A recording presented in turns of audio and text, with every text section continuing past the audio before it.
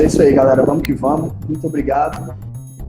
Vamos iniciar aqui a nossa apresentação. Então, a ideia é falar um pouquinho para vocês aí sobre esse tema, né, que tá aí muito hypado, né, nas comunidades, né, de tecnologia, desenvolvimento de software, que é o gRPC. Vamos falar um pouquinho sobre essa tecnologia, falar um pouquinho sobre os conceitos que estão aí, né, em torno dessa tecnologia, né. O RPC não é um conceito novo, mas agora o gRPC ele ganhou grande visibilidade, né, como framework, como tecnologia. E a ideia é a gente entender o porquê, né, que agora ele ganhou uma grande visibilidade, que agora sim ele resolve problemas muito relevantes no desenvolvimento do software. Para falar um pouquinho sobre isso, a gente reuniu um time de peso, um time fenomenal, né, que são a galera que trabalha com gRPC no dia a dia, que trabalha aqui na ZUP, né, que é uma empresa aí daqui do Triângulo Mineiro, né, que está aí em todo o país, né, já, e também aqui dentro da nossa pod Discovery, né, que todos estamos aqui atuando junto. Eu tenho a honra aí de chamar meus grandes amigos, né, para poder palestrar aqui para vocês, né. Somos um time muito fera aqui da ZUP, que é o Jaider França, né, especialista em TI, o Samuel Cardoso e o Túlio Teixeira, né. Então, eu queria que eles falassem um pouquinho, se apresentassem para vocês aí, para a gente conseguir passar aqui adiante e fazer a apresentação. Fala um pouquinho aí, Jaider, sobre você, né, se apresenta aí. Boa noite. Boa noite, pessoal. Boa noite a todo mundo. Eu sou o Jaider, já tenho mais de 22 anos aí de desenvolvimento de software, né? Então, a gente já vem de uma curva de aprendizado bem grande. Não cheguei a montar um mainframe, mas quase participei. A gente teve a oportunidade de estar trabalhando com a tecnologia do gRPC recentemente no projeto, e isso trouxe um ensinamento bacana para a gente para utilizar essa tecnologia. A gente tem o Samuel Cardoso, que é também especialista em TI aqui na ZUP, né? Ele é o nosso unicórnio, né? São poucas pessoas que são igual ao Samuel Cardoso, então a gente tem a honra de ter ele aqui na nossa equipe, e hoje ele está aqui, né, com disponibilidade para falar um pouquinho para a gente. Se apresenta aí, Samuel. Boa noite. Beleza, boa noite, pessoal. Oi, Gão, obrigado aí, cara. Unicórnio e tal, acho que deve ser aparência bizarra mesmo, né? Mas vamos lá. Eu sou o Samuel, eu trabalho com TI, eu estava até falando com os meninos que eu trabalho com TI tem mais ou menos 12 anos, mas eu notei que eu falo essa frase com o pessoal já tem 4 anos. Então, na verdade, eu trabalho há 16 anos, eu esqueci que a gente vai passando o tempo, né? Então, tem um bom tempo que eu trabalho com TI também, e aí, enfim, né, desenvolvimento, front, back, arquitetura, DevOps, né, enfim. Então, a gente vai colhendo aí. E a ideia hoje é passar um pouquinho desse conhecimento para todo mundo, e só, né, aproveitando, agradecendo aí muito a participação de todo mundo, tá? Tamo junto aí. Show demais. Para deixar esse time de ouro aí, a gente tem o nosso Tech Lead aqui na ZUP, né, uma referência para todos nós aqui também, interno, que é o Túlio Teixeira. Fala, Tulião. Se apresenta aí, mano. Fala um pouquinho de você pra galera. Oi, Gão. Boa noite. Boa noite aí pro pessoal do GDG, tá? Agradecer aí a oportunidade. Todos que estão na sala também, muito obrigado. Eu sou o Túlio, né? Eu também estou caminhando aí para o 20º ano de TI, né? Experiência com desenvolvimento de software aí, em todos os ciclos de desenvolvimento, né? E eu vejo que esse nosso bate-papo aqui, esse nosso meetup, vai ser muito interessante, porque a gente vai falar do gRPC e a gente também vai falar do que está por trás ali, né, das motivações. Então, tenho certeza que vai ser um papo muito legal aí. E, de novo, agradecer o tempo de cada um, a presença de todos, tá? Obrigado. Então, espero que vocês aproveitem esse conteúdo aí, que vocês consigam também, né, participar aqui com a gente, mandando perguntas. A gente vai fazer o possível para responder todas elas aqui, beleza? Acho que é isso então, né? Fiz aqui a minha parte. Vamos lá, Tulhão, pode tomar a palavra aí. Agora o show é de vocês, galera. Vamos que vamos. Bom, pessoal, antes da gente falar na sigla gRPC, né, para deixar todo mundo aqui equalizado com o assunto, então, às vezes a gente vê lá, a sigla gRPC, o que é aquilo, né? Então, a gente vai trazer aqui um pouco o que motiva o gRPC, o que está por trás da tecnologia, qual é o histórico que nos levou a usar o gRPC, a falar sobre o gRPC, e a palavra, né, que nos motiva é microserviços, né? Microserviços, eu tenho certeza aí que é uma palavra dita pelo menos umas 2 vezes por dia, por cada dev, né? É uma onda, né, que ela já tem alguns anos que ela vem chegando e tudo, e é uma onda que a gente vê hoje que veio para ficar, né? A arquitetura microservice, ela traz vantagens e, com certeza, ela veio para ficar e está trazendo N derivadas aí que a gente pode trazer para o nosso dia a dia com as inovações tecnológicas que a gente pode prover nos projetos, tá? Então, pode passar aí, Igão. Samuca, né? Pode passar, por favor. E aí, pessoal, quando a gente fala em arquitetura de microserviços, né, as empresas que buscam inovação e tudo, elas tendem a migrar para esse tipo de arquitetura. E como que essa arquitetura surge, né? Ela pode surgir já em microserviços, né? Ou também uma arquitetura muito falada quando a gente fala de microserviços é a arquitetura monolítica, né? Então, nós temos aí sistemas monolíticos, que é um desenvolvimento mais tradicional, né? E a arquitetura monolítica, você tem como fazer uma decomposição dela para a arquitetura de microserviços, né? E o que tem aí de ganho nos microserviços, né? Por que eu estou falando aqui de microserviços, é uma onda que veio para ficar, por quê? Então, vamos falar primeiro aqui da arquitetura monolítica, né? Então, eu coloquei um desenho aqui. A arquitetura monolítica é o quê? Então, você tem ali um software, né? Onde, aqui, produtos, usuário e pagamento são módulos do seu sistema, tá? E tem também as interfaces de usuário, né? Só que na arquitetura monolítica, todos esses módulos do sistema, eles estão em um único artefato de software. Então, eu pego todos esses módulos e ponho dentro de um WAR e faço um deploy num servidor e a minha aplicação está lá pronta para ser executada. Então, toda essa turma aqui, todas as minhas funcionalidades, eles estão empacotados em um único artefato de software, comunicando com um banco de dados que tem a modelagem das tabelas lá para identificar qual módulo se refere. Então, essa é a arquitetura monolítica, né? Está todo mundo ali no mesmo pacote. E aí, se a gente for falar de inovação, né, pô, Túlio, mas então por que teve a explosão para o microserviço? Um dos fatores que motivaram foi porque na arquitetura monolítica, à medida que as funcionalidades, os módulos, eles vão evoluindo, eles vão crescendo, os desenvolvedores, eles passam a ter vários problemas. Então, eu vou citar alguns aqui, né? Então, por exemplo, eu tenho aqui produtos, usuário e pagamento. De cara, como está todo mundo aqui dentro do mesmo pacote, eles estão presos à mesma tecnologia. Então, eu não tenho como fazer muitas inovações tecnológicas aqui, porque está todo mundo amarrado ali, certo? A outra coisa é a dificuldade de escalar isso aqui. Então, eu quero inovar aqui o pagamento, eu quero crescer essa funcionalidade, né? A gente tem essa dificuldade, por quê? Como está todo mundo junto aqui, a tendência é um código ficar com mais acoplamento e mais complexo, né? Isso é ruim para os desenvolvedores, que eles chegam aqui e falam assim, poxa, está tudo acoplado, está tudo muito complexo, então gera até um medo para os desenvolvedores de mexerem nesse monolito, né? Fica assim, pô, se eu mexer em pagamento, será que eu vou impactar produtos? Se eu mexer, então fica aquele receio, né? E outra coisa, se eu tiver que fazer uma manutenção em alguma funcionalidade aqui, corrigir um bug, fazer uma feature e tudo, eu não só faço em uma funcionalidade, eu tenho que derrubar todo mundo, fazer a alteração e depois subir. Então, uma alteração aqui indisponibiliza os outros. E aí, devido a esses problemas, nós fizemos a explosão, né?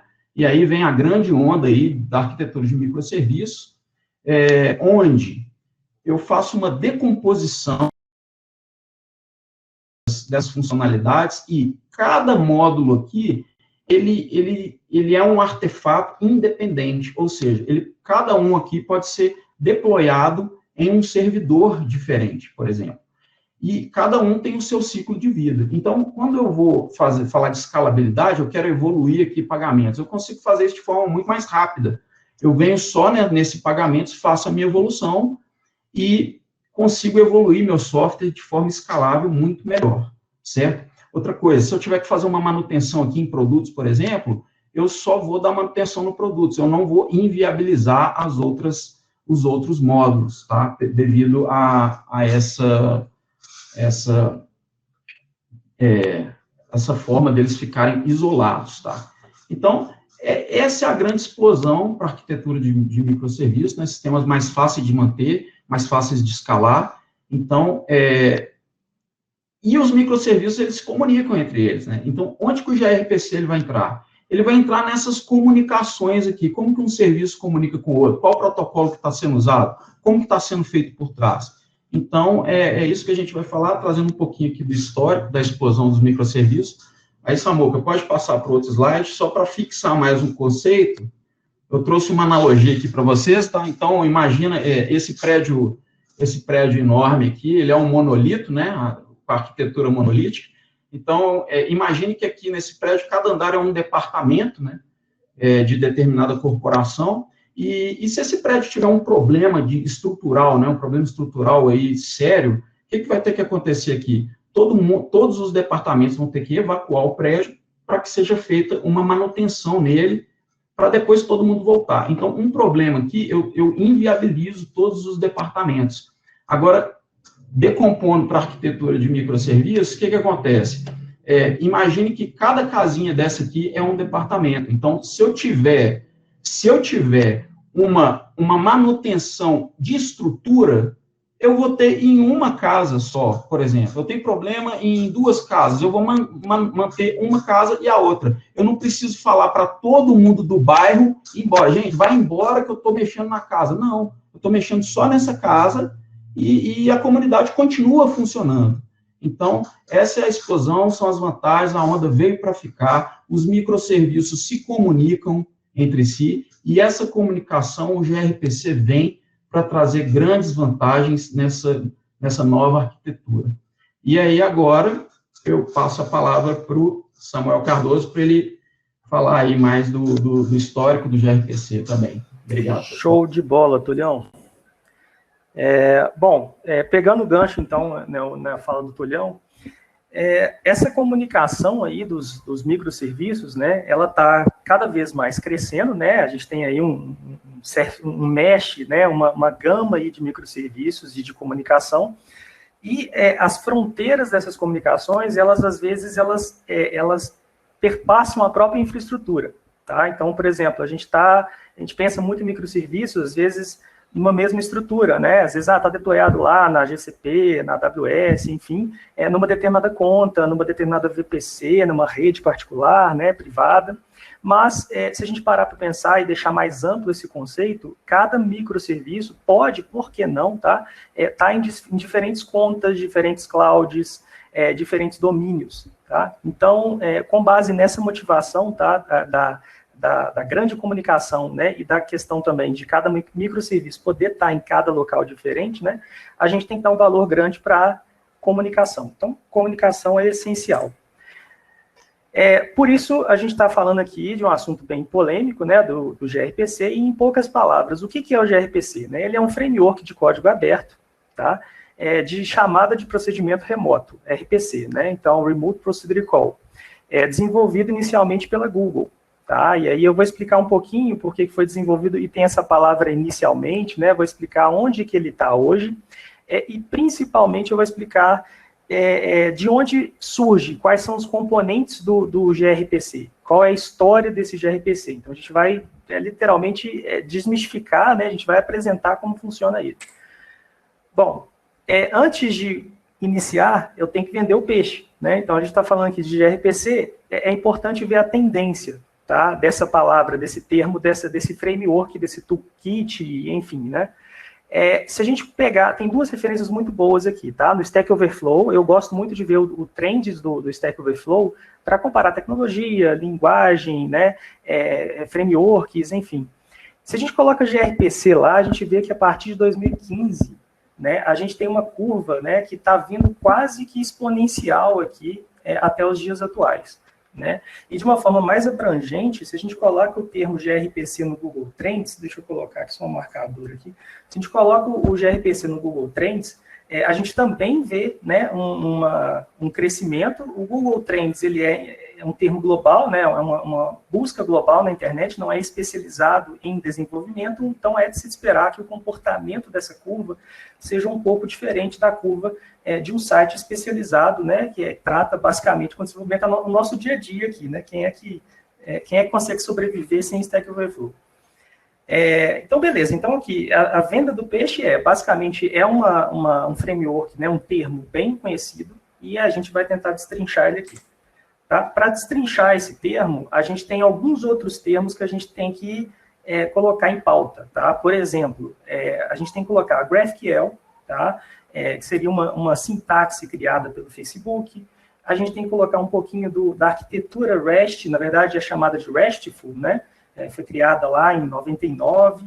A gente tem que falar um pouquinho dos protocolos que estão permeando, né, essa comunicação entre cada agente, né? Então a gente vai falar um pouquinho do protobuffer, a gente vai falar um pouquinho do Apache Thrift e a gente vai falar um pouquinho do Avro, tá? E principalmente a gente tem que ver o canal de comunicação, né? Então, assim, tudo isso está se comunicando através de onde? Então a gente vai ver um pouquinho também do HTTP1 e vamos ver do HTTP2. Tá? Então, essa é a nossa jornada de hoje aí, para a gente chegar, então, a construir o conceito do gRPC, né? Bom, falando de HTTP1, a gente tem basicamente o desafio, né, da comunicação entre cliente e servidor, tá?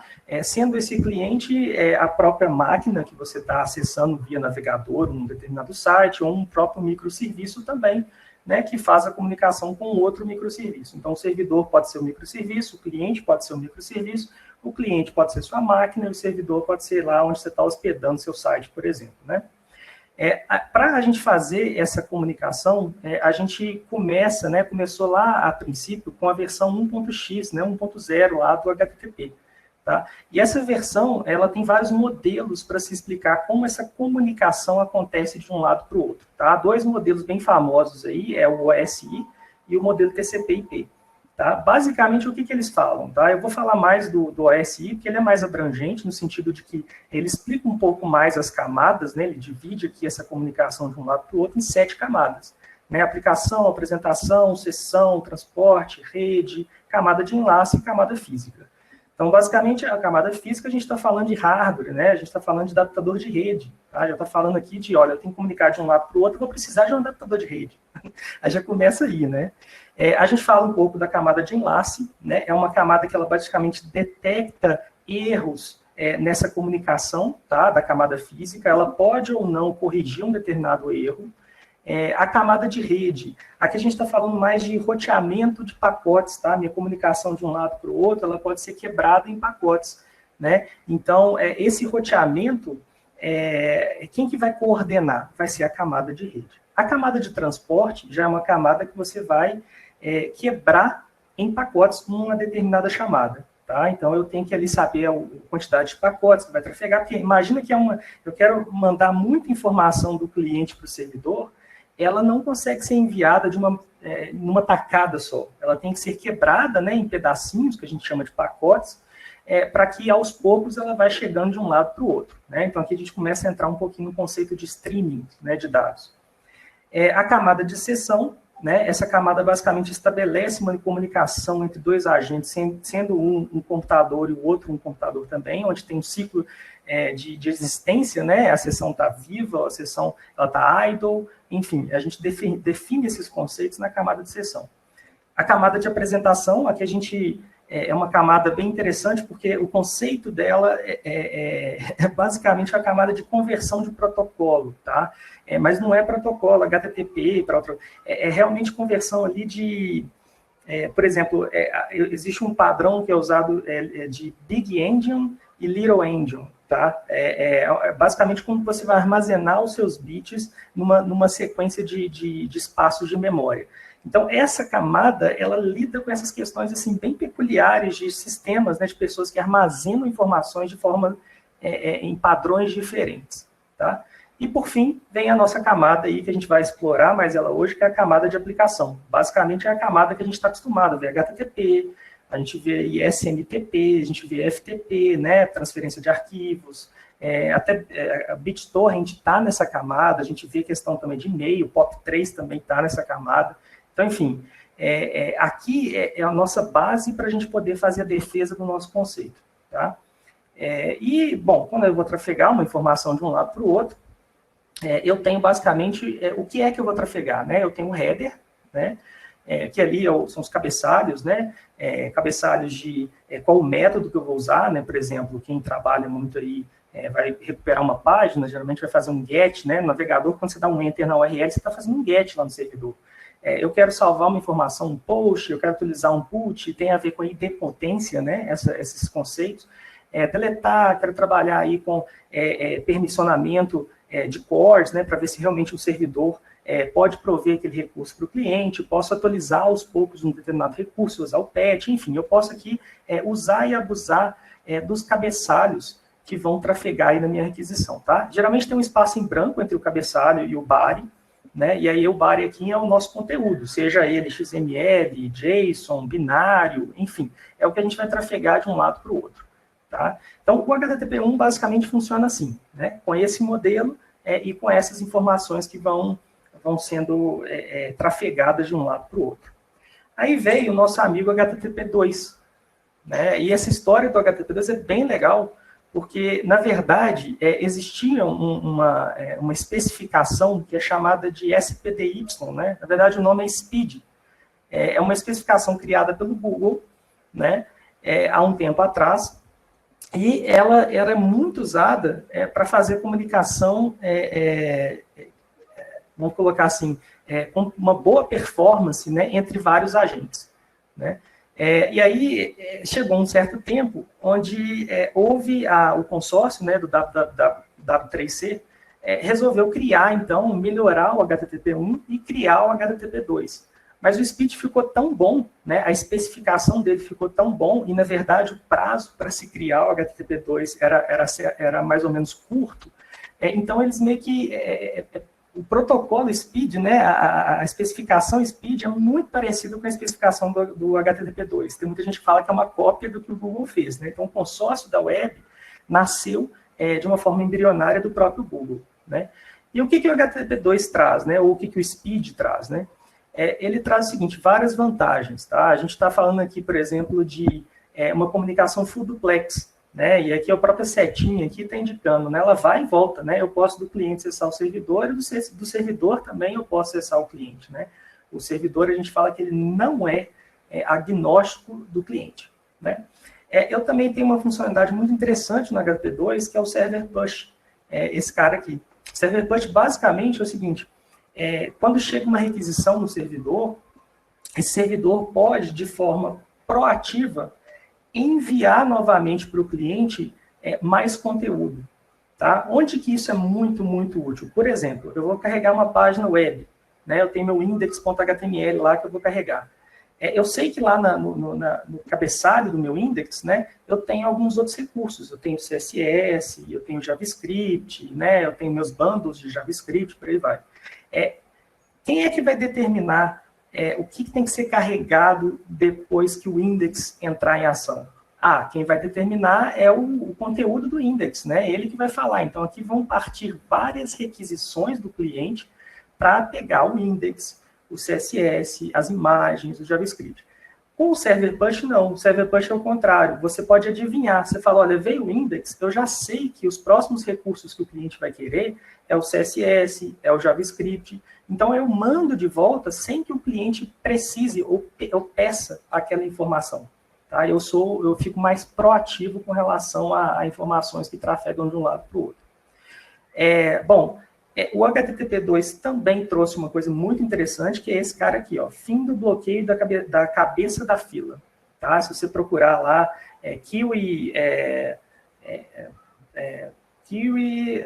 block Kiwi of the head, eu tenho um termo, acho que é head of Kiwi, end of blocking the problem here. Enfim, vocês vão achar assim, 1 bilhão de referências disso aqui na internet. O que isso quer dizer? O que isso aqui está querendo dizer? Basicamente, está querendo dizer que você tem vários pacotes, tá? Quando você estabelece uma comunicação do cliente para o servidor, um TCP, né? Dada uma conexão estabelecida de um lado para o outro, você tem o tráfego de pacotes, tá? E tem muita gente que também fala que é o tráfego de requisições, né? Que vão sair de um lado e vão para outro. No HTTP1, ele tem um comportamento que é o FIFO, né? Então, first in, first out, né? Então, o primeiro que chegou, o primeiro a ser processado.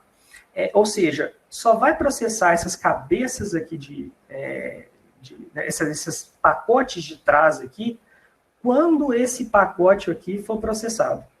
E qual é o problema disso? Às vezes, esse pacote aqui se perde, tá? Ou então ele tem uma latência, um delay grande para poder chegar no servidor, e esses pacotes aqui de trás já chegaram. Então, o servidor fica esperando o pacote cabeça da fila chegar para ele poder fazer uma determinada ação, né? Quando você trabalha com o HTTP2, você trabalha muito com a ideia de multiplexação, seria essa ideia aqui embaixo. Então, na verdade, os pacotes eles chegam no servidor e uma não precisa, embora tenha uma ordem, né, de processamento desses pacotes, não há uma necessidade de esperar o último pacote chegar, o pacote cabeça da fila, para começar o processamento. Tá? Então, isso aqui é um ganho de performance muito legal também. Por fim, a gente tem a compressão, tá? O HTTP1 já faz a compressão do BARI normalmente, bacana, e o HTTP2, ele traz uma inovação, que é a compressão do próprio header, né? Então, você tem alguns ganhos aqui em termos de até de tamanho do pacote que vai ser trafegado de um lado para o outro, né? Fora isso, né, esses aqui são os pontos principais, é claro que há outras nuances e tudo mais, mas basicamente o HTTP2 ele tem uma retrocompatibilidade com o HTTP1, tá? Ou seja, ele aproveita muito das ideias do HTTP1, ele tem o header, ele tem o body, ele tem os métodos, mas ele traz esses tunings aqui para a gente poder ter uma comunicação mais performática, né? Vamos colocar assim. A título de curiosidade, o HTTP2 ele é regido por essa RFC aqui, tá? É 7540. Depois a gente segue, se houver interesse, dá para abrir ela, ver a especificação dele, né? Basicamente quando um servidor fala que ele é compliance com HTTP2, é porque ele leu essa especificação aqui e ele implementou tudo que estava escrito nela. Aí ele pode se tornar compliance, né? Legal, então vimos aí, ó, HTTP1 e agora estamos vendo o HTTP2. Vamos ver agora o que é construído em cima do HTTP. Tá? E isso é importante para a gente poder chegar à conclusão aqui. Então, por exemplo, o REST. Né? O REST é construído em cima do HTTP. O GraphQL também é construído. E esse carinha aqui, ó, que é o carinha que nós vamos entrar em destaque daqui a pouco. Então, o REST não tem muito segredo, né? Acho que grande parte aqui já conhece a arquitetura, até quem está aqui no gRPC provavelmente sabe até da dicotomia, né? E da briga entre gRPC e REST. Então, o padrão basicamente é esse aqui, né? Você tem um padrão, são várias diretrizes, né, que são dadas do REST. Dentre elas, a gente tem aqui uma diretriz que tem que ser sem estado, né, a requisição, ou seja, o servidor ele é agnóstico do cliente, ele não sabe quem é o cliente, não tem estado, tá? Cacheável, né, e também em layers, né, em camadas. O que quer dizer isso aqui? Quer dizer que uma requisição, né, que sai de um lado e vai para o outro lado, pode ser armazenada em servidores intermediários até chegar no destino. Tá? Aqui é um cache bem abrangente, né? A gente tem cache de cliente, né, que é basicamente controlado ali pelo cache control, né, um cabeçalho lá. Tem cache no próprio servidor, que eu também posso fazer um cache lá, eu salvar aquela informação em um banco em memória, por exemplo, ou às vezes até um banco em disco mesmo. Enfim, é a decisão de quem vai cachear. Mas eu também posso usar um CDN, né? Então, posso usar aqui no meio do caminho um Content Delivery Network, quer dizer, máquinas no meio do caminho que armazenam aqueles conteúdos para deixar mais próximo da sua casa. Né? Netflix, por exemplo, quando você vai baixar algum filme, alguma coisa, grande parte do conteúdo que você está ali lendo, muito provavelmente ele não está lá no servidor de origem, ele está mais próximo da sua casa. Né? Então, tem um cache bem inteligente aqui. E ele tem identificação por recursos também, né? Então, aqui a gente tem lá /carros, né? E aí, se eu quero fazer alguma operação com carros, deletar, adicionar, atualizar, eu vou usar os métodos, né? HTTP. Bom, o REST, ele funciona, né? Ele foi desenhado para funcionar em cima do HTTP, inclusive foi o Roy Fielding que fez, um cara, um PhD dele, era um cara que participava do conceito do HTTP, Então, ele criou o REST já me enxergando HTTP, então, né, ele leio e bebeu muito dessa fonte aqui. E aí, beleza. E depois veio o GraphQL. Né? O GraphQL, lá o Facebook falou, olha, precisamos aqui resolver alguns problemas, tá? Por exemplo, imagina que aqui no REST você tem várias requisições para você montar sua página. Né? Sua página tem lá 10 requisições para poder montar, tá? E aí é um grande problema, tá? Tem várias formas de resolver. Mas aí tem pessoas que resolvem... porque os navegadores têm um certo número máximo de requisições em paralelo que eles conseguem fazer para o servidor, tá? Depende de cada navegador. Então, tem gente que fala assim, por domínio, tá? Então, tem gente que começa a quebrar as requisições hash em domínios separados para burlar esse número, sabe? Faz algumas gambiarras, entre aspas, assim, para poder fazer requisições em paralelo para o servidor. Bom, o GraphQL, então, resolveu esse problema. O que ele fala? Você define um objeto, né? Você define um esquema, e em cima desse esquema você define o seu objeto de consulta. Por exemplo, esse aqui é o meu objeto de consulta. Eu quero buscar lá do servidor, para venda, eventualmente, tá? Carros aqui da marca Fiat. Eu quero buscar os nomes desses carros e eu quero buscar a quantidade dos carros, dado que o estoque tem que ser maior do que 0. Então, eu não quero estoque vazio, eu quero só carros que eu tenho no meu parque lá para poder vender. Né? Quando eu retorno um JSON do servidor, e esse JSON aqui, ele tem as informações que eu quero. O legal do GraphQL é que há uma única requisição, tá, que é solicitando esses recursos lá no servidor, e lá no servidor, isso aqui é processado, tá, de forma individual para montar esse objeto. Tá? Então, aqui pode ser um microserviço que vai trazer carros do tipo, né, da marca Fiat, pode ser outro microserviço que casa lá o carro com estoque, né, para ver se existe ou não no estoque. Então, aqui é uma composição que é feita lá no servidor. Ô, Samuca, Samuca, rapidinho, o problema que você falou ali do REST, né, que o GraphQL veio para resolver, na verdade, já que você está indo lá bater no servidor para buscar dados, que você leve uma receita ali do que você precisa, né? Então, ele pega uma grade, uma estrutura de dados que ele precisa, para não precisar ficar fazendo aquelas quebras lá do REST. Então, ele monta uma estrutura de dados que ele precisa, já que ele está indo no servidor, ele vai, bate lá e volta com esses dados recheados, né? E esse é o grande ganho aí do GraphQL, né? Perfeito, exatamente. Inclusive, uma página web, por exemplo, pode ser mapeada num objeto de GraphQL, da forma que quando eu abro uma página, eu vou numa tacada só, né, numa requisição única, e preencho todos os combo box da minha página, todos os campos dela, numa única tacada. Tá? Então, é exatamente isso, Tolhão. Cara, esse conceito é muito bacana, tá? Bom, avançando aqui e caindo agora para o RPC. O RPC é interessante porque ele não é um conceito novo, tá? A gente que está aí, dinossauro, já tem muito tempo que a gente já está no mercado, trabalhando, vendo tecnologia e por aí vai, a gente já viu e já eventualmente trabalhou com RPC, tá? Quem trabalhou com Corpa, com RMI, com conceitos aí que o mercado usava há um tempo, já estava trabalhando com RPC. Né? Eu mesmo já trabalhei com páginas web normais, cliente-servidor normalmente carregando, né? Comunicando com o servidor usando o RPC. Ô, Samuel, inclusive a gente pode até citar o famoso DECOM com Plus, que era registrado, né, um cliente, um servidor, que era feita essa comunicação através do TCP e UDP. Né? Perfeito. E aí é um ponto bem interessante. Né? O RPC ele não está limitado ao HTTP. Né? Eu posso usar o RPC e comunicar em outras camadas, né? Então o Jaider botou muito bem aqui. Eu posso comunicar no TCP, eu posso comunicar no UDP, né? Eu posso fazer aqui em camadas diferentes aqui da minha arquitetura. E o que ele se baseia? Né? Ele tem uma interface, né? Essa interface aqui para de venda e recuperar carros, né? Com um parâmetro que eu quero passar aqui.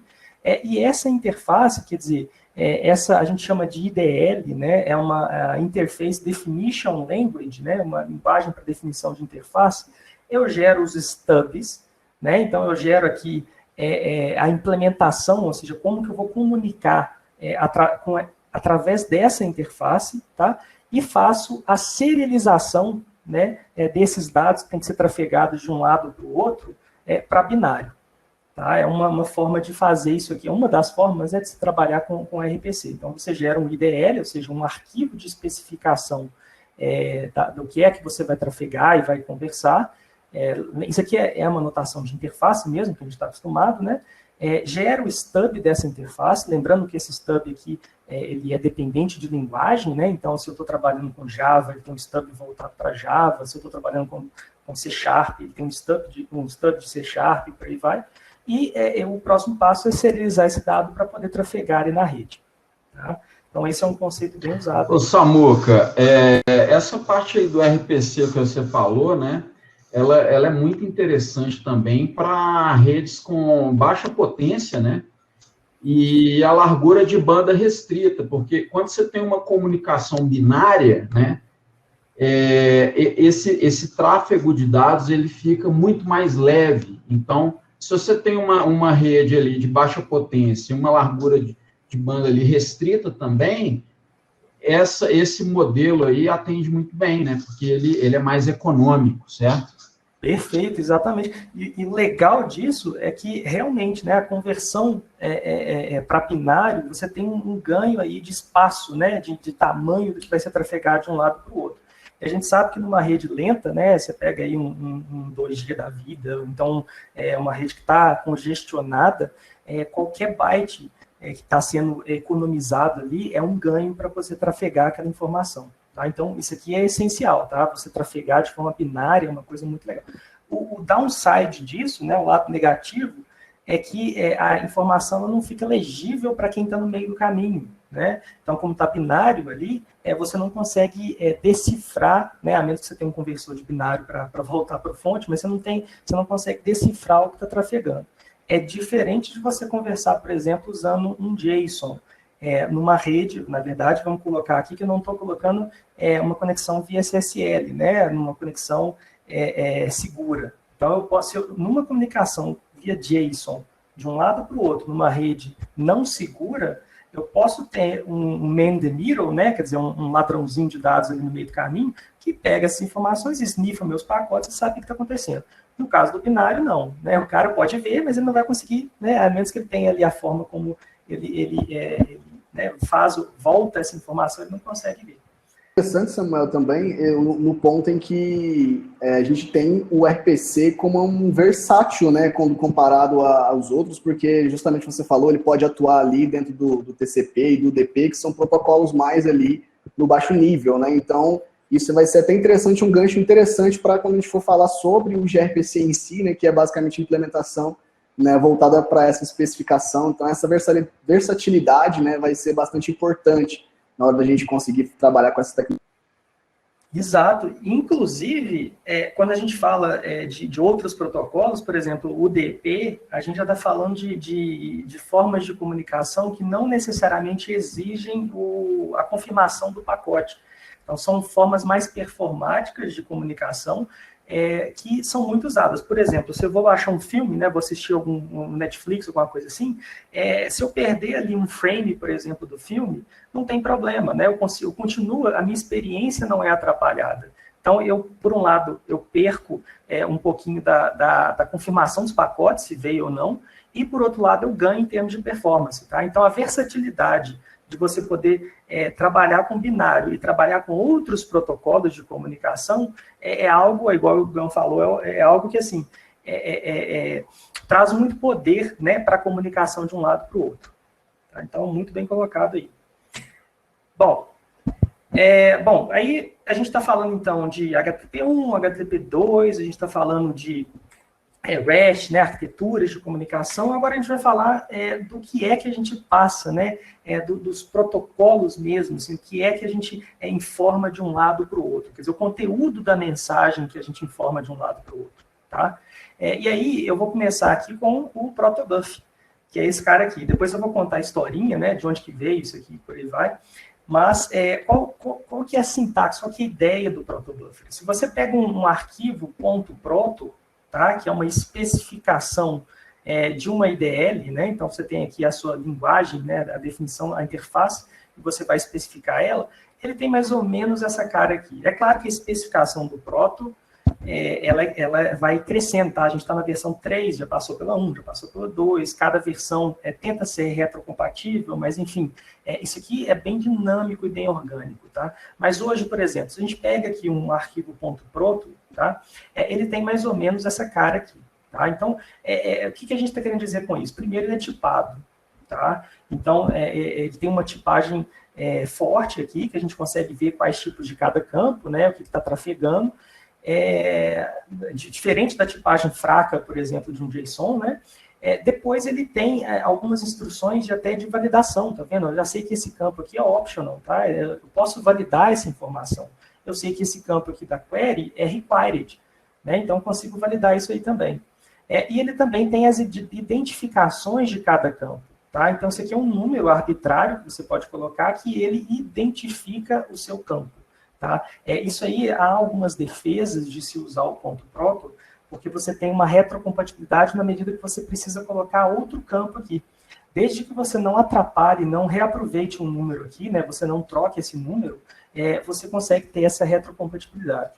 Então, assim, é um conceito bem legal, né, e como que ele funciona? Da mesma forma, tem esse arquivo aqui, o .proto, você tem, então, a geração do stub dele, né, a serialização desse dado, você vai trafegar essa informação na rede. Aqui, por exemplo, a gente está trafegando em HTTP, mas aí, né, conforme a gente viu, pode trafegar em UDP, pode ter outros protocolos e camadas que a gente pode trafegar também. E lá do lado do servidor, a gente tem a desserialização desse dado. Então, assim, eu vou pegar essa informação e eu vou desserializar ela, vou quebrar ela, né? Bom, vamos lá, alguns pontos importantes aqui. Os stubs, então, gerados pelos conversores, né, essa parte aqui é a parte de conversão, não são agnósticos de linguagem, tá? Então, assim, isso aqui, ó, essa IDL, ela tem a linguagem própria, né, é a linguagem dela, mas o stub que eu vou gerar para poder fazer a comunicação, ele depende da linguagem target, tá? Então, por exemplo, Kotlin, Java, JavaScript, enfim, que depende da linguagem target.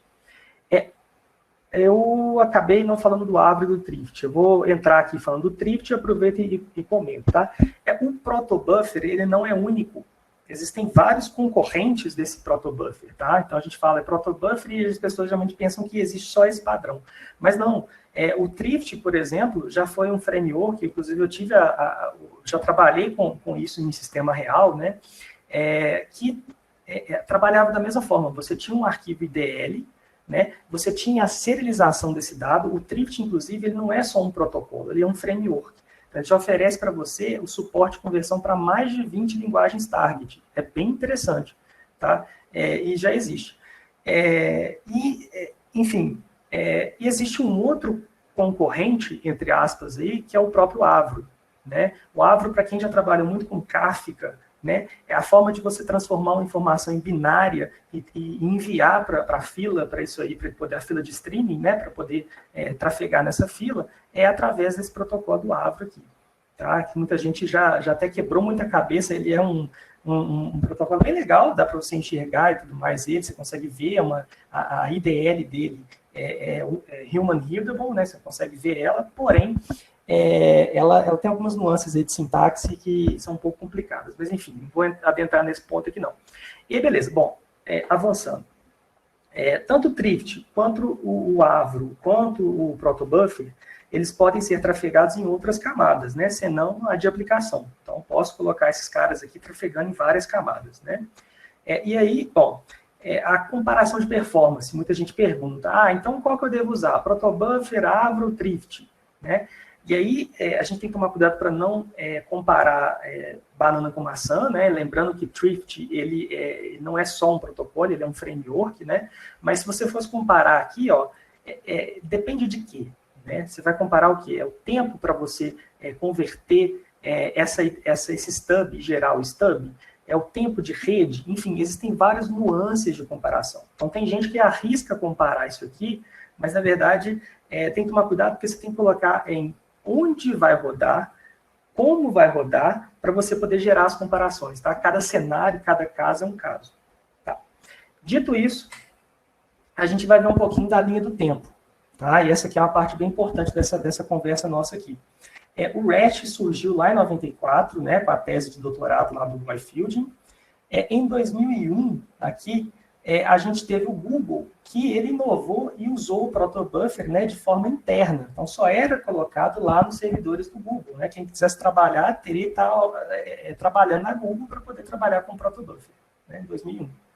6 anos depois, em 2007, né, a Apache, então, lançou o Thrift, como se sendo, então, esse framework para você poder trafegar de forma binária uma informação de um lado para o outro, né, e logo o Google não ficou atrás. Então, o Google falou, poxa, tem um concorrente aqui que surgiu no mercado, então eu vou colocar a minha tecnologia pública. Em 2008, mais ou menos em meados de 2008, o Google transformou essa especificação interna dele numa especificação pública do protobuffer. Você pode pegar, ver versão e por aí vai.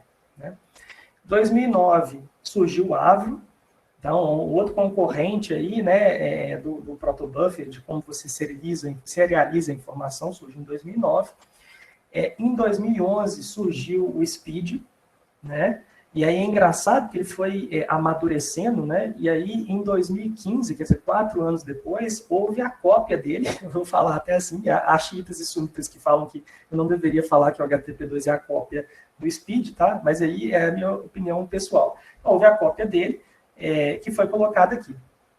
Junto com isso aqui também teve o GraphQL, né? Foi mais ou menos essa época de 2015.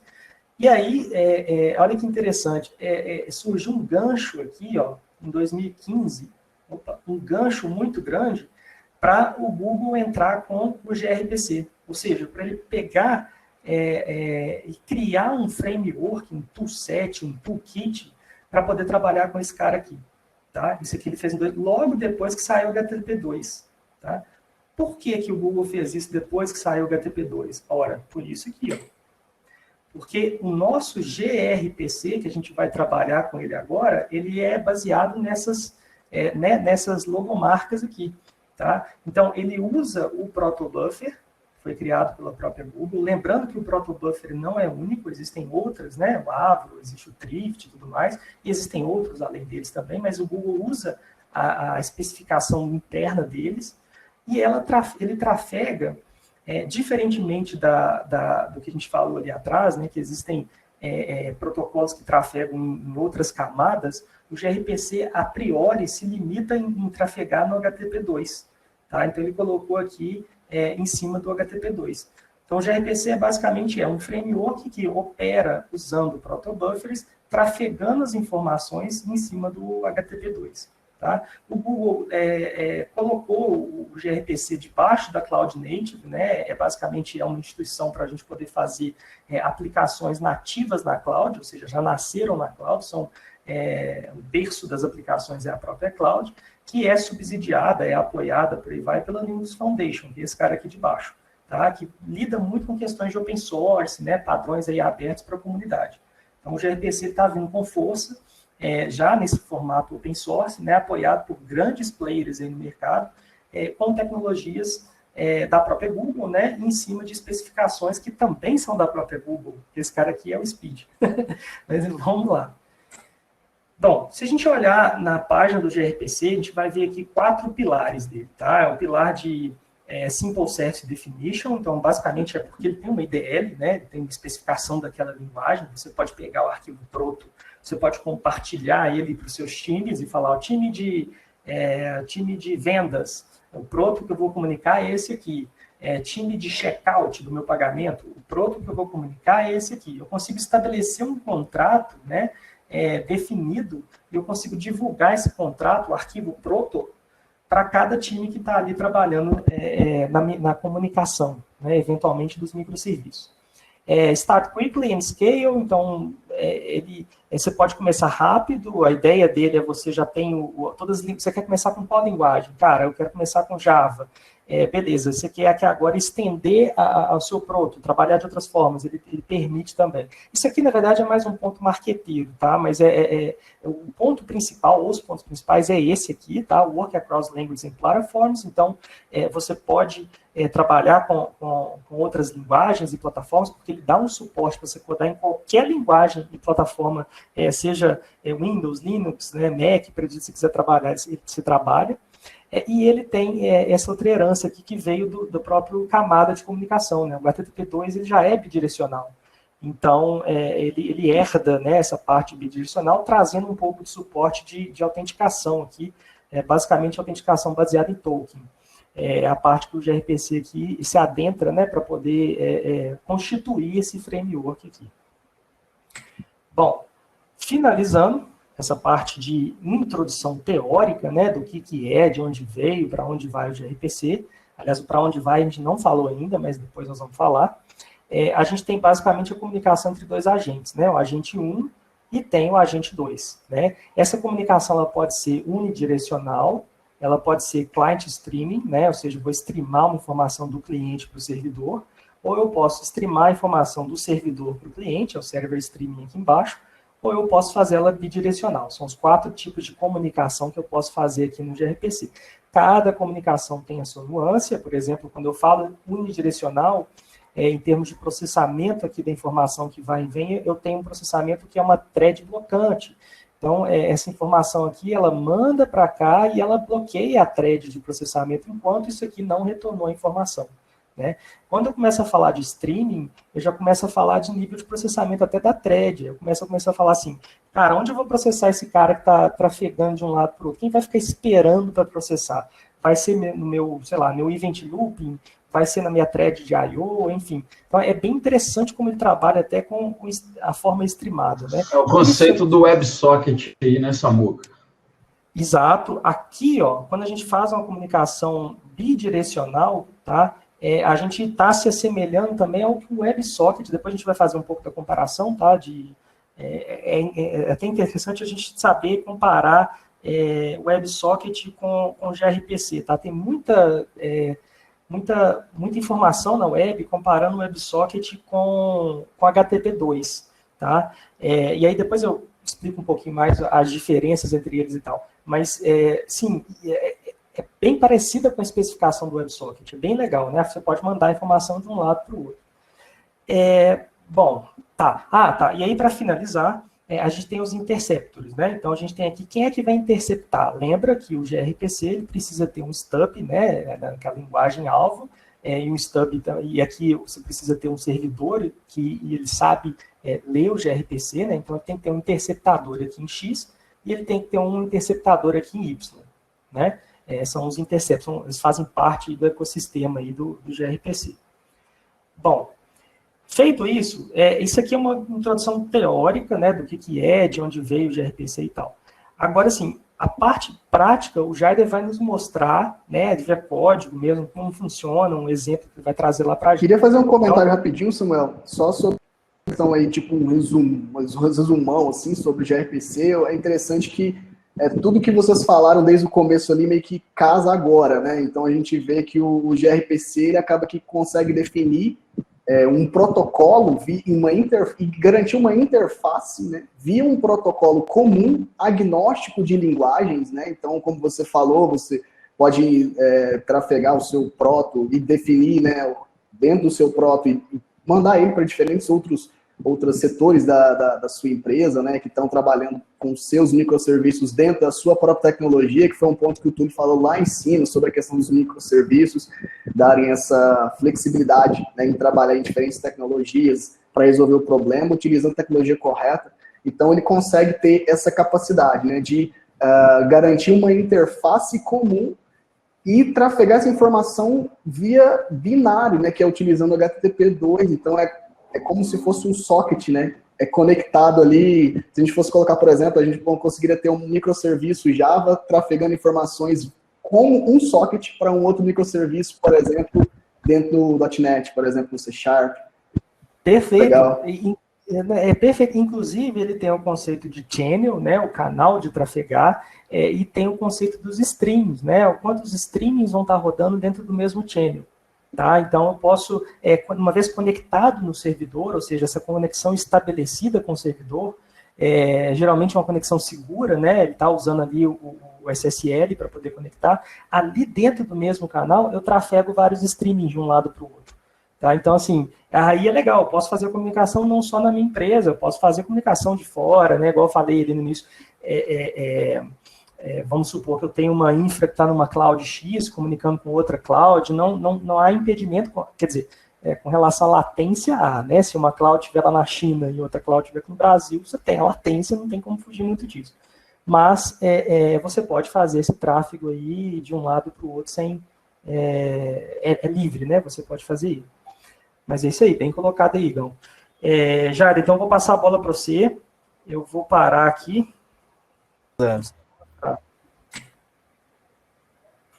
Vamos lá.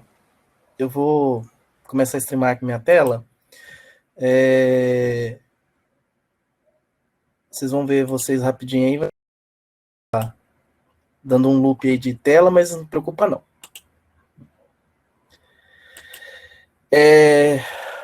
Tá visível agora a tela certinha aí? Tá ok, Jaider. Tá. O tamanho da letra tá visível também? Aqui tá legal. Comentem aí, pessoal, aqui no chat para a gente saber se vocês conseguem ver, beleza? Por favor. Se tá bem, qualquer coisa a gente aumenta um pouquinho mais. Pegando um pouco, né, nessa aula maravilhosa, né, teórica de gRPC que o Samuel deu e junto com a galera, a gente começa primeiro vendo a parte inicial do desenvolvimento de um cliente-servidor gRPC, que é estabelecer o contrato, né, que é o proto, onde você define os seus tipos, né, e seus serviços. Tá? Esse proto, ele é o arquivo do IDL, que vai poder gerar os stubs da linguagem específica e também a implementação do servidor gRPC para ser chamado. Tá?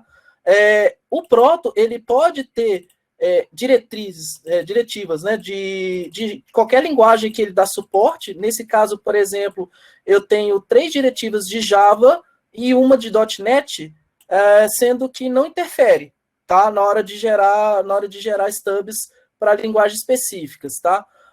Falando um pouco das diretivas, né, a sintaxe que eu estou usando nesse proto é o proto 3, tá? A sintaxe que o Samuel mostrou na demonstração é do Proto 2, tá? Porque o Proto 3 ele flexibilizou mais as definições da IDL e trouxe mais linguagens com suporte, tá? Tanto que por isso que vocês vão notar que tem uma pequena diferença na definição dos tipos, tá? E outras coisas a mais. Nesse proto, eu estou falando o seguinte, que ao invés de, quando eu gerar um stub, eu colocar tudo numa única classe, eu vou dividir nas classes Javas. Então, eu vou ter uma classe Java para Hello Request, Hello Response, para o Greater Services, e por aí vai. Que a package dominante para o Java vai ser o TDL Domain, Proto, né? Porque eu poderia colocar aqui para o próprio Proto uma package, e ele seguiria essa package que eu defino aqui, tá? O nome da classe que vai gerar, porque o que acontece? Além dele gerar, né, cada classe baseado no tipo e no serviço, ele gera uma classe específica desse proto que vai ter esse nome, tá? E no caso do stub gerado para C#, eu vou colocar todos os pontos CS debaixo desse namespace, tá? Para poder trabalhar. Esse proto, a gente definiu uma mensagem do tipo request, onde tem duas propriedades, que é o primeiro nome, o segundo nome e o último nome, né? O nome e o sobrenome, e um retorno de mensagem, tá? Vocês percebam que, assim, foi numerada justamente com aquilo que o Samuel explicou, para que na hora que transformar, fazer o encode dele para binário, ele consiga identificar facilmente esse campo, tá?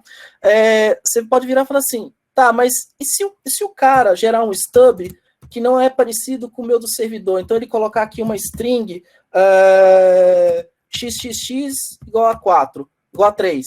O que vai acontecer com o servidor gRPC? Ele vai receber essa informação, só que ele vai dar como campo desconhecido, ele não vai quebrar. Tá? Então, eu poderia ter uma atualização, eu poderia fazer uma atualização sem problema e o servidor continuar recebendo as informações, tá? É só uma exemplificação. Show. E nesse exemplo, a gente... Oi. Oi, Jader, o pessoal pediu para dar uma aumentadinha no tamanho da letra, por favor, mano, que eu... Deixa eu ver se eu consigo. Tenta um zoom só um pouquinho mais, por favor. Peraí. É que eu achei que o tamanho poderia estar bom, né? Mas não tá, não.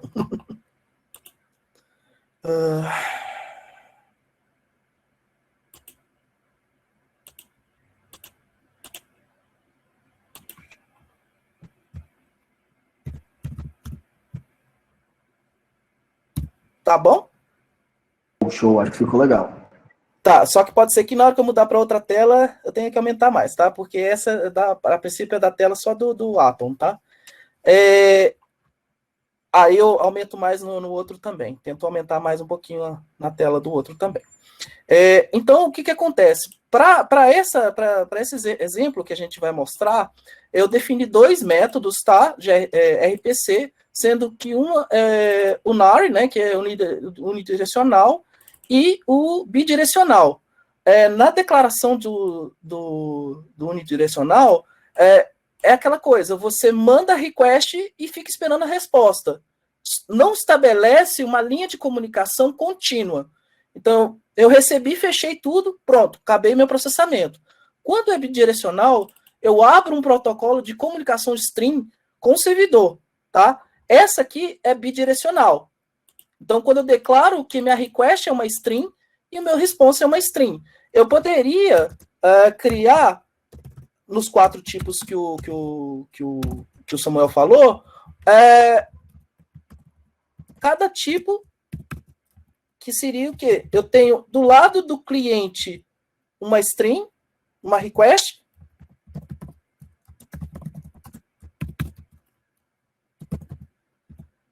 Então, o cliente ele abre uma comunicação de string com o servidor e fica enviando as informações para ele até falar assim, terminei. E o servidor fica recebendo essa informação, processando para dar uma única resposta, tá? Eu também tenho um processo de que do lado do servidor eu abri uma string com o cliente, que é o quê? A minha request é normal e meu response é uma string. Tá? Só que nesse exemplo a gente não vai demonstrar esses dois, mas eu vou demonstrar numa forma bidirecional, que é o quê? O meu cliente ele manda uma request, fechou esse canal de comunicação, e meu servidor abre um canal de comunicação de stream para mim, para ficar enviando respostas para mim. Até falar que, assim, acabei de enviar, não vou enviar mais. Tá? Para o nosso exemplo, a gente vai estar trabalhando com o bidirecional. Mas o quê? Bom, a gente já vai pular para um código. Uma implementação, eu acho que vai ficar pequeno, né? Tá grande? Tá bom? Tá bom. Pelo menos tá bom? Tá bom. Então tá. O que acontece? Como o gRPC ele é agnóstico à linguagem, então eu posso criar clientes, tá? Seja com o mesmo protobuf, seja ele em C++ ou em Java, um cliente em Java ou um cliente em Go, eu posso estar conversando com um gRPC feito em .NET. Por quê? Eles estabelecem esse contrato através do protobuf, tá? Eles conversam através da geração dos stubs desse cara. Então, nesse exemplo aqui, eu vou mostrar para vocês. É claro que a aplicação do gRPC ela é muito extensível, tá? O exemplo que a gente vai mostrar aqui é um exemplo bem simplesinho, nada muito sofisticado, só para mostrar o conceito o conceito todo que foi demonstrado pelo Samuel, para vocês verem na prática como é que funciona. Você ele é expansivo para muita coisa, você pode fazer muita coisa bacana com o gRPC. Ô, Jair, desculpa te interromper aí. Dá para aumentar um pouquinho a letra, por favor? O pessoal estava falando no chat aqui que para notebook está pequeno. Tá. Nesse caso aqui, deixa eu só ver aqui se eu consigo, no modo de apresentação.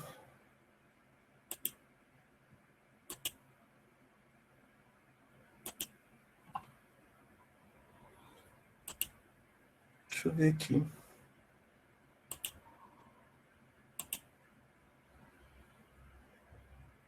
Ele está dando uma dica aqui, ó. O Alt, Mouse, Scroll, para ver se... Ah, já foi. Já foi. Não, não funciona. No JetBrains não está funcionando, pelo menos não. Vai ficar um pouquinho grande, mas dá para vocês verem? Ou querem que diminua um pouco? Tá top agora. Só tá falando no chat aqui. Tá, porque talvez eu tenha aumentado até demais. Mas vamos lá. Então, a ideia é pelo menos mostrar um pouco da implementação em Java, tá?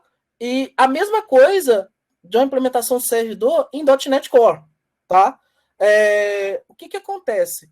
Quando você vai fazer uma implementação de RPC, você precisa gerar os stubs do Proto, tá? É o mesmo Proto que eu mostrei para vocês no Atom, tá? Para poder fazer essa geração. Aqui tá definido em Maven, mas você pode criar seu builder em Gradle,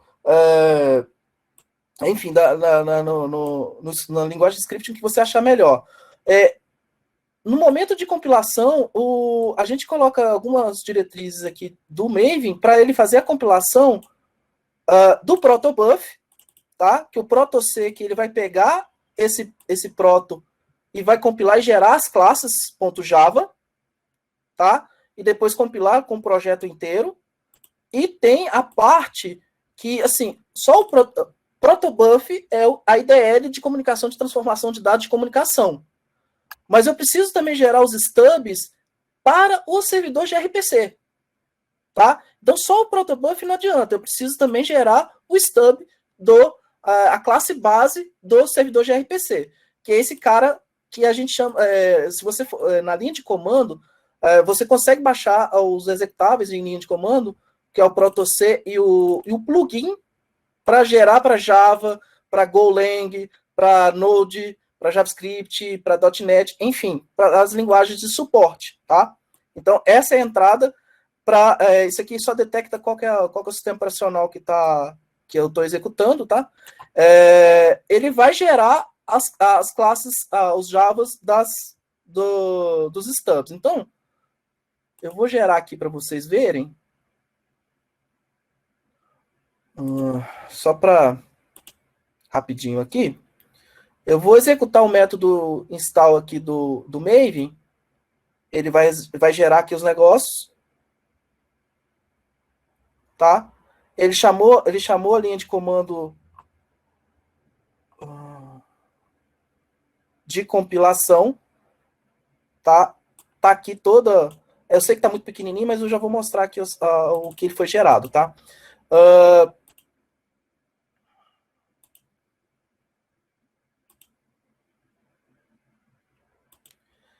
Aqui estão, tá, toda a parte de geração, né, das classes e os fontes do protobuf. O protobuf, ele gera esse cara aqui, o comando de protobuf. Então, ele gera a mensagem do hello request. Você não precisa editar isso aqui, tá? Cada vez que compilar, ele vai refazer isso aqui. Então, não adianta nada você fazer qualquer modificação aqui. Essas classes aqui e os dois, né? Aí tem o builder, enfim, para poder você criar facilmente os tipos, né, na hora de tráfego das informações, tanto o hello response quanto o request, e o proto do hello proto. Lembra que eu falei que eu defini a package lá na diretriz do Java? Então, tá aqui, ó, TLD domain proto. O nome da classe tá aqui. Então, ele criou isto, toda a informação. Se você quiser ter curiosidade, você consegue navegar para você ver como é que ele cria. Ele é uma geração de código mesmo, tá? E o plugin do gRPC Java gera a implementação no qual você vai usar para criar seu servidor gRPC, tá? Deixa eu só ver um negócio aqui. Aqui está muito grande.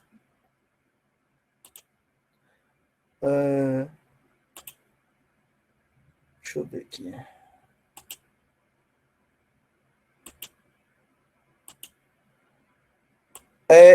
Essa é a classe base do meu serviço. Então, se eu tivesse mais de um serviço lá no meu proto, eu teria mais de uma classe de implementação base. Ela é até abstrata aqui. Por quê? Eu vou fazer sobrecarga dos métodos do servidor para eu incluir as minhas regras de negócio, tá? Então, a gente vai da seguinte forma. Aqui na implementação do Java, eu criei duas formas de implementar o gRPC para mostrar para vocês uma mais vamos dizer assim, uma mais na unha e outra para ganhar tempo de desenvolvimento, tá? Para otimizar o tempo de desenvolvimento. Eu vou mostrar a parte que você tem que implementar toda a parte do servidor, que você tem que subir o servidor, você tem que definir a porta de comunicação aqui do gRPC. Então, eu vou abrir uma classe, que é a minha classe Hello World Server, tá?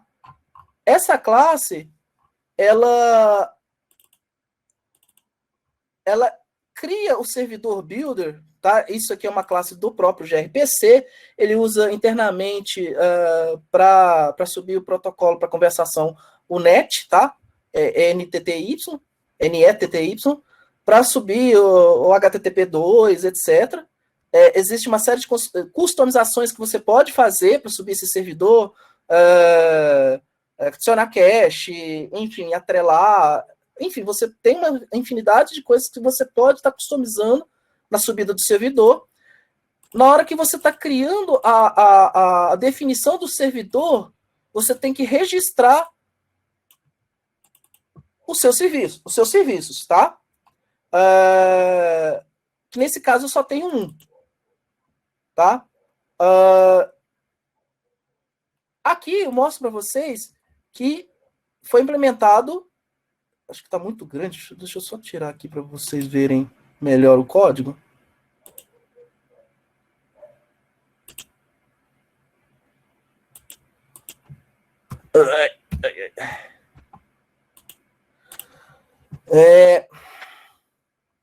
Acho que agora dá para vocês terem uma visão melhor. Então, o que acontece? Você tem que implementar o start, definir a porta, fazer o build.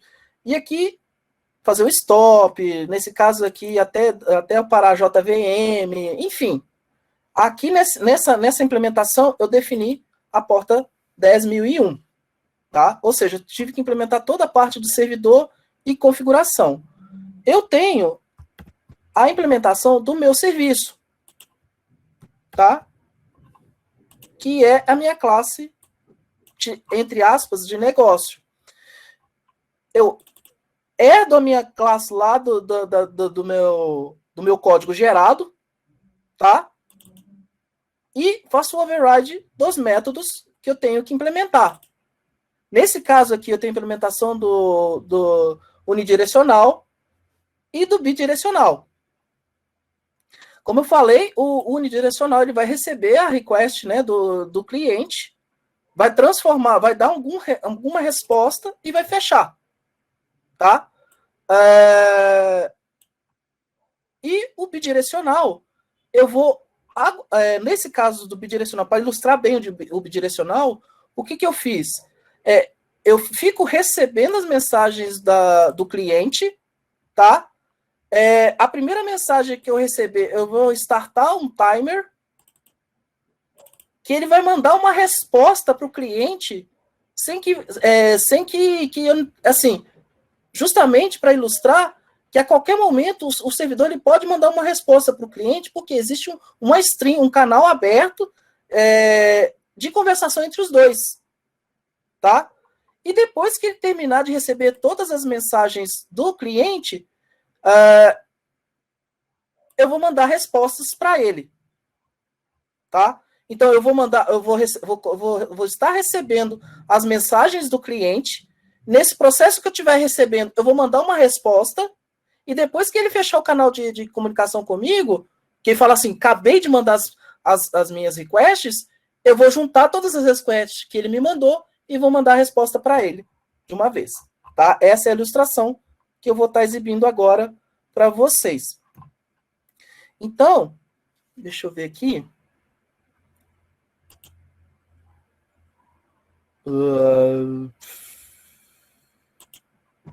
Eu vou startar o servidor nesse modo.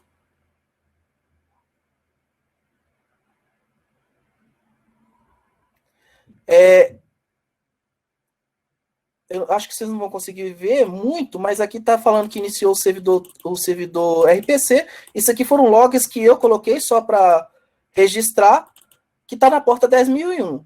Existe um software que para a gente usar para testar, em vez de eu desenvolver um cliente para testar o servidor de RPC, porque nosso objetivo aqui é mostrar mais o servidor de RPC em si, né? Existe um software chamado Bloom RPC, que ele é bem parecido com o Postman, no qual esse cara aqui, não sei se eu vou conseguir aumentar não, viu? Deixa eu ver. Como é que tá a visão dele aí para vocês? Eu acho que esse cara foi feito em... não vou conseguir aumentar, não. Tá.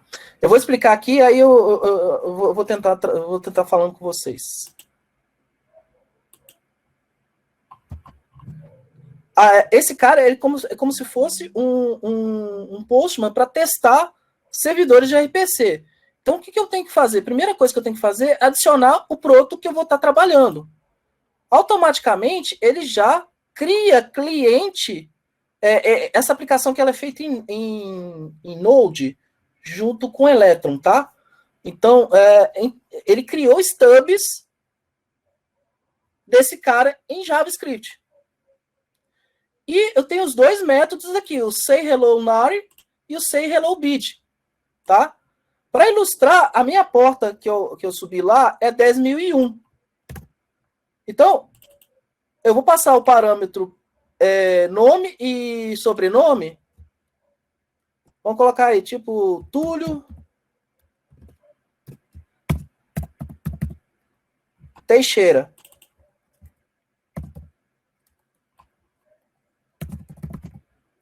Opa.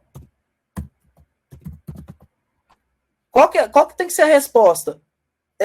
Ele vai dar um hello pro nome e sobrenome e vai fechar a conversa comigo.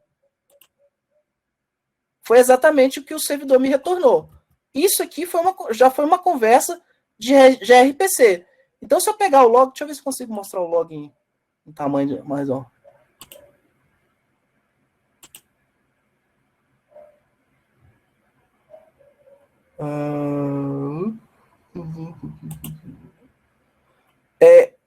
Aqui, beleza.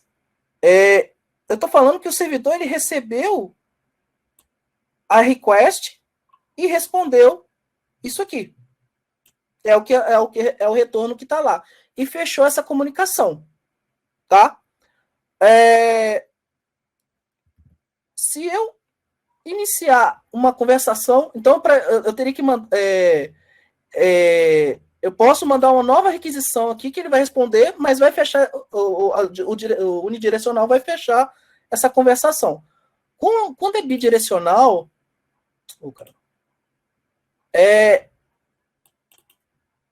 ele continua a comunicação com o servidor, ele abre uma comunicação com o servidor.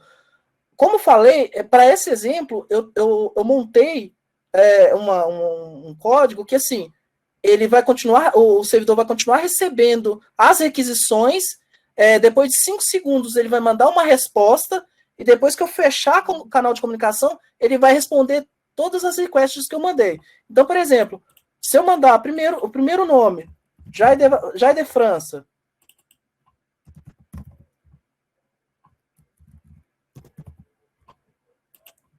ele não fechou o canal de comunicação, ele ainda está conversando.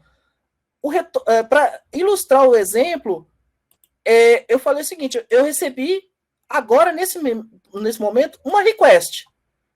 O servidor já me respondeu um wake up, que foi depois de 5 segundos. Eu vou mandar outra request. Eu vou mandar Túlio Teixeira.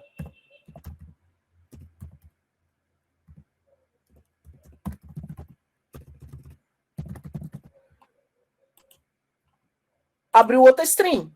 Opa, já são 2 requests que você me mandou. Eu vou finalizar meu envio de informações para o servidor. Na hora que eu finalizar esse envio de informações, ele vai, como eu recebi 2 requests, ele vai mandar 2 respostas para mim. Opa, acabei mandando de novo. Virou 3. Então vai ser 2 Túlio Teixeira, tá? Ele abriu o stream 5, que sou eu. A stream 6, que é o Túlio. E a 7, que é o Túlio de novo, porque eu mandei 2 vezes o Túlio. Tá? Isso é uma ilustração do bidirecional. Na hora que eu finalizei, falei assim, acabou os meus requests, o servidor mandou as respostas para mim, que está aqui no código. No código aqui, eu declaro uma time task para poder, depois de 5 segundos, ele mandar essa resposta wake up. Tá? Aqui, a cada request que eu vou recebendo, eu armazeno uma resposta simulando que vai ser enviado no final da comunicação, só que eu já mando uma resposta para ele falando o seguinte, que eu já recebi um total de tantas respostas, tá? Quando ele finaliza, ou seja, quando ele finaliza, quando o cliente finaliza comigo, que ele aciona o onCompleted, eu, como response, eu vou mandando as respostas para o cliente e finalizo também a minha resposta, tá? O que acontece? Isso aqui é uma implementação em Java, tá? Simples, bem simples mesmo, de gRPC. Como vocês viram, eu tive que fazer algumas implementações de servidor e etc. Mas existe uma forma de agilizar o desenvolvimento em Java, como, por exemplo, utilizando o Spring Boot. Tá? Eu achei uma biblioteca onde a pessoa, né, ela criou toda essa parte de servidor no Spring Boot. Se eu pegar aqui o Maven,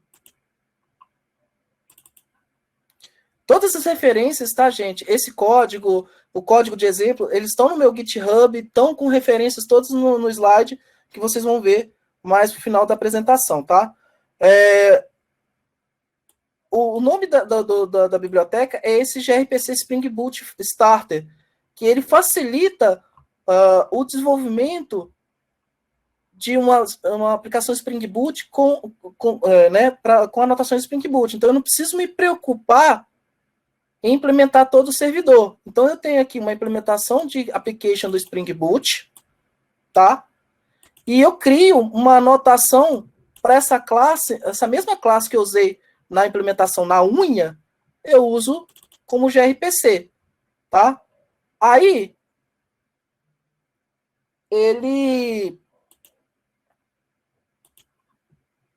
esse cara do Spring Boot, ele vai subir na porta 10.000. Por quê?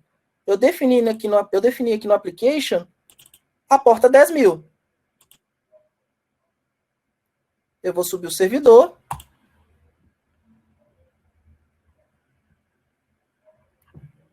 Deixa eu ver se vocês conseguem ver o código.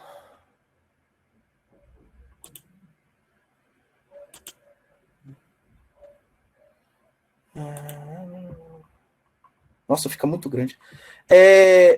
Tá aqui o start do gRPC Server ouvindo na porta 10.000.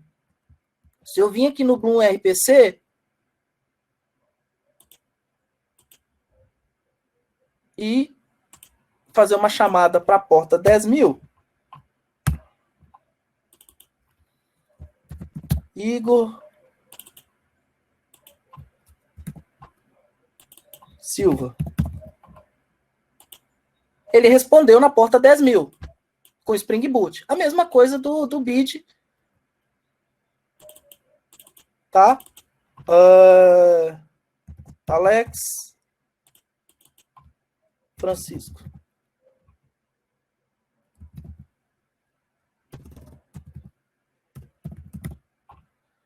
Depois de 5 segundos vai receber uma outra string aqui. Recebeu a string de wake up. E vou finalizar. Ele vai mandar uma resposta. Que é o Alex Francisco. Tá?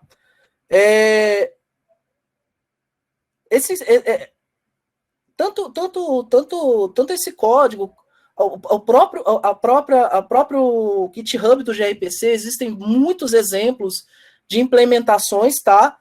Essa parte do Spring Boot, para agilizar o processo de desenvolvimento, para não ter que ficar me preocupando com coisas a mais, a gente achou essa biblioteca para facilitar no Spring Boot, tá? Mas lá tanto no repositório do Protobuf quanto do gRPC, existe uma série de exemplos interessantes que ele propõe de regras de negócio, etc., para que você possa implementar de forma bem tranquila o gRPC. Também tem no meu GitHub esses exemplos, tá? Vai estar disponível lá, se caso vocês queiram aprofundar mais, enfim.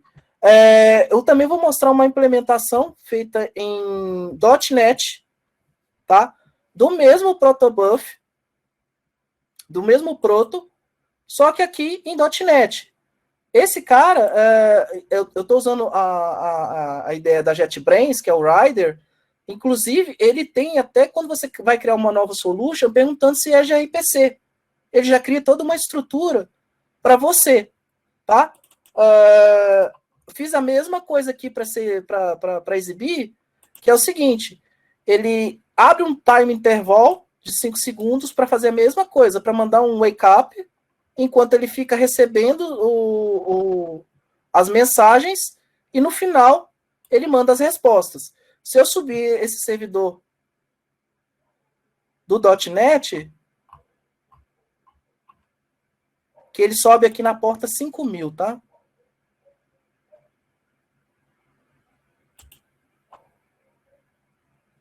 Ele está aqui em localhost 5.000, 5.000 não, 5.001. E se eu chamar aqui no meu... Eu estou usando o mesmo proto do Java. Se eu chamar no meu 5.001,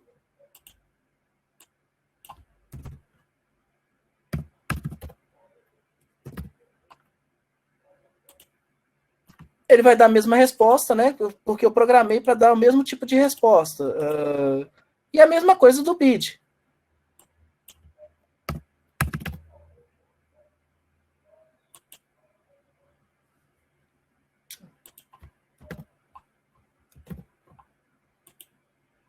Olha, recebeu um. Daqui, lá, 5 segundos ele deu wake up.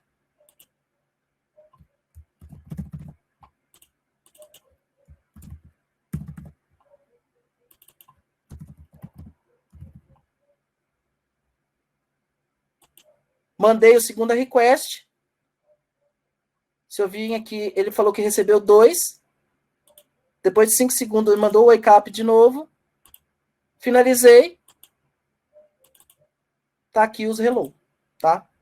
Então, isso é uma pequena demonstração da implementação de gRPC, que não é muito complicado. Ela é simples, ela não é complicada. E, assim, é uma baita de uma ferramenta para desenvolvimento, tá? Bom, aqui eu termino com o código. vou passar minha bola agora para o Tulhão, dar continuidade aí na apresentação.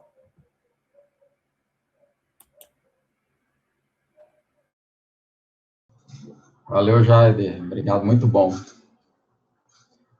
O Ivo vai compartilhar aí. Pessoal, só para falar aqui, tudo isso que a gente está falando aqui, tá? As POCs, as referências, os materiais, né, que envolvem essa apresentação. Aqui no final eu vou postar para todo mundo, tem nossas POCs, tem os materiais aqui, tá? Eu vou passar para vocês aqui no final, tá bom?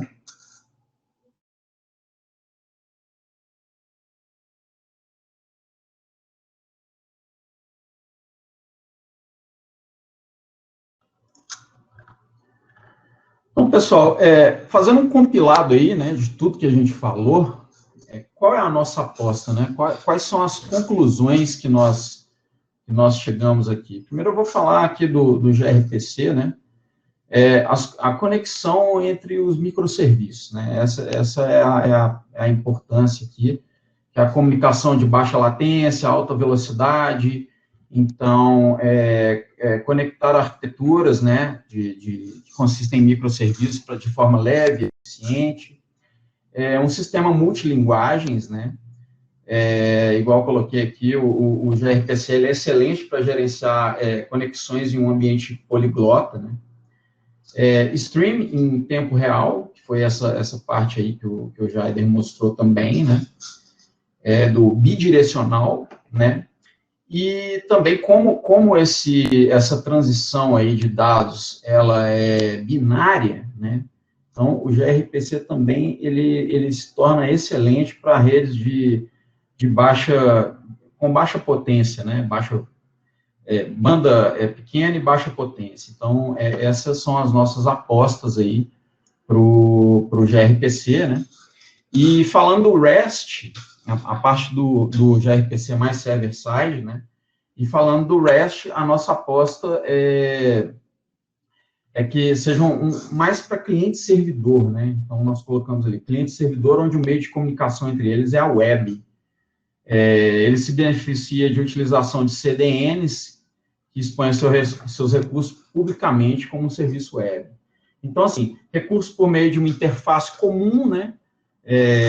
Com comandos HTTP, GET, POST, DELETE, PUT. Então, essas são as recomendações, a nossa aposta para o REST e para o gRPC. Reparem que tem uma piadinha aí, né? Será que o gRPC mata o REST e tudo? E não, é saber onde usar, e a gente vê um grande poder aí do gRPC na parte server-side, tá? Então, essas aí são as nossas apostas, tá bom, pessoal? E é isso.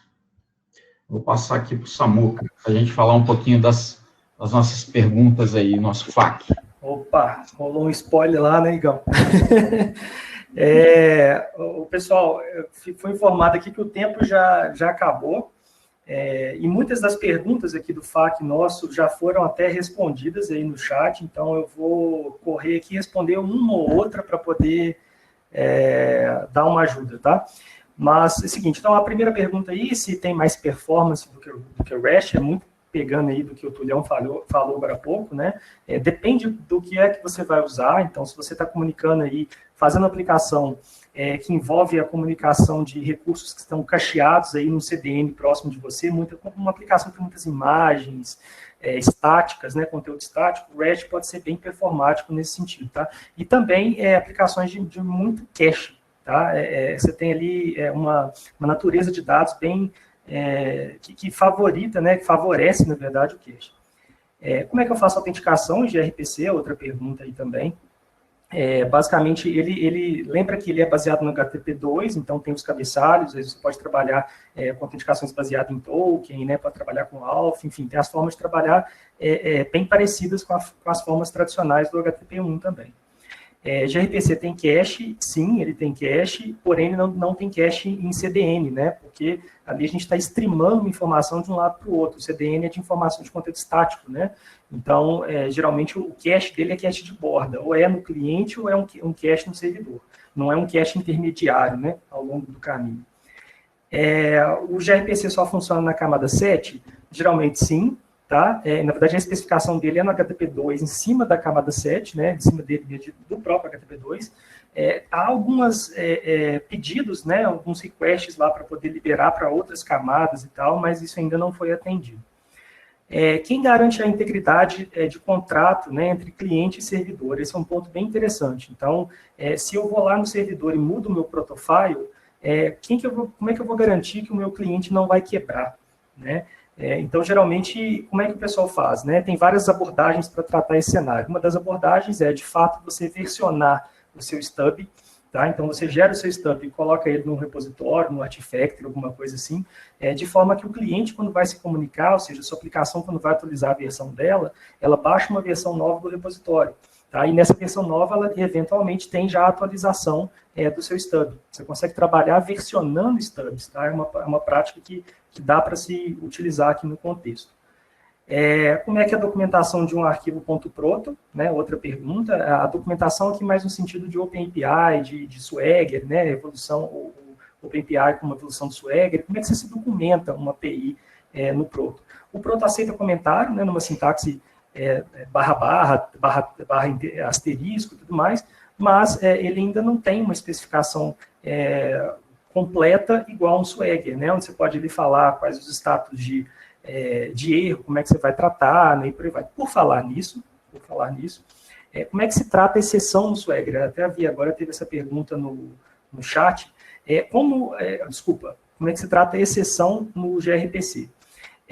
Como a gente tem aqui uma questão de trabalhar com os status codes não são usados igual na arquitetura REST, que a gente tem lá, né, 404, not found, 500, erro interno do servidor e por aí vai. Aqui a gente tem sempre um status code fixo, de obrigação do desenvolvedor colocar os tipos de exceções, sejam eles de negócio ou não, dentro do protofile, tá? do arquivo de proto.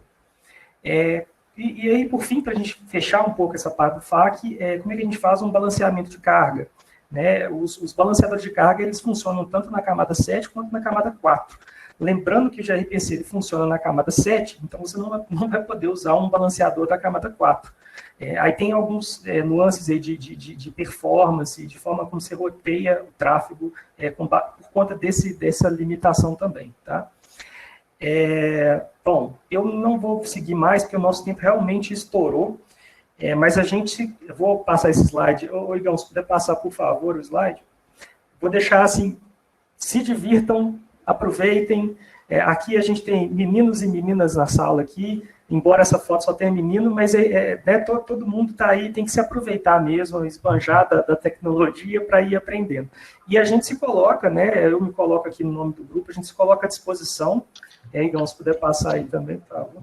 A gente se coloca à disposição para resolver dúvida, para trocar ideia, para bater papo, para discutir se REST é melhor que é gRPC, se não né? Respondendo já, tá? Depende do cenário, mas vamos lá.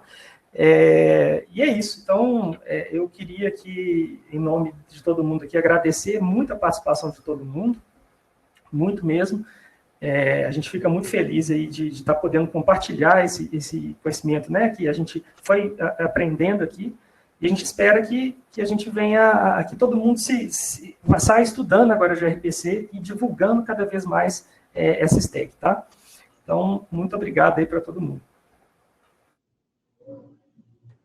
Valeu, pessoal. Obrigado pelo tempo de todos aí. Vamos conversando, vamos mantendo contato, vamos continuando aí disseminando conhecimento, tá? Obrigado. Show de bola, né? Eu comentei com vocês no início lá do nosso encontro que a gente ia chegar metendo o pé na porta e eu não estava brincando, né? Então, hoje foi aula aí, né? A gente viu em vários comentários aqui do chat, né? Que a gente trouxe lá das primeiras aplicações, primeiro modelo, monolito, até no gRPC, né? Passando por aí por todas essas fases da tecnologia, e foi bem legal. Muito obrigado aí, Jaider. Muito obrigado, Samuel. Muito obrigado, Túlio, né, por esse tempo que vocês disponibilizaram aqui. Muito obrigado, valeu demais, foi excelente. Fala aí, Tássio. Show de bola. Não, você já fez um encerramento mais que perfeito. Aí, queria agradecer mais uma vez vocês por terem compartilhado esse conhecimento tão rico. Realmente, eu acho que foi a melhor aula de HTTP aquela parte isolada ali ainda, tipo, foi a melhor forma que eu já vi alguém falando. Os exemplos que vocês usaram, muito finos, muito precisos. Então, parabéns pela apresentação, foi fantástico. Estão sempre convidados a voltar, obviamente, né? Acho que sempre que a gente compartilha, né, a gente tá ganhando duas vezes. A gente ganha porque a gente aprende e a gente ganha porque a gente transmite conhecimento que vai crescer a outras pessoas. Então, mais do que tudo, isso é imensurável, né? A gente não sabe quantas vidas vocês impactaram aqui. Foram teve as pessoas que estavam aqui, mas essas pessoas vão passar ao que eles aprenderam também para frente, né? Então, mais uma vez, muito obrigado aí em nome do GDG. Queria agradecer também o Igor, né, que nos ajudou aí fazendo essa ponte com vocês. Então, fantástico aí. Muito obrigado mais uma vez.